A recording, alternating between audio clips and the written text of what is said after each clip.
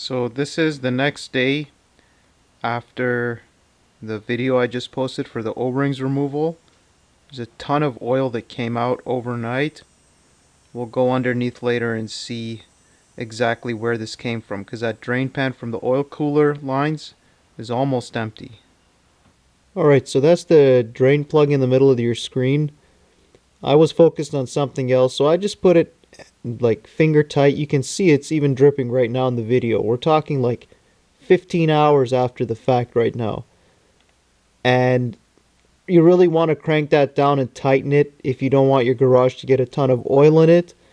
But I would actually recommend, if you're doing a job like this or even an oil change, leave that drain plug open, okay, overnight, so that you get a lot more oil out like this.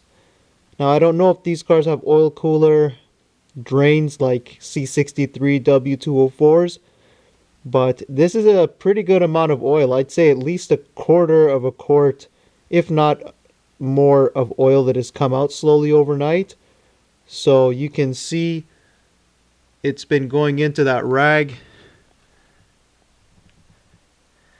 and it's even gone under the garage door onto the driveway. So I got a bit of cleanup to do. But what also could be a contributing factor to this, and a positive way of getting more oil out of these vehicles, is I usually would put the dipstick back and close the cap for the oil fill. But as you can see here, I rushed last night and I left both of them open.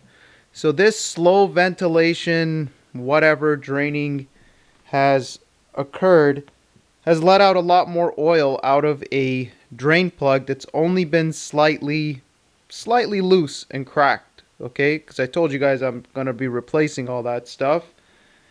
And the actual oil cooler O-ring bucket here, I'll show you guys what it looks like.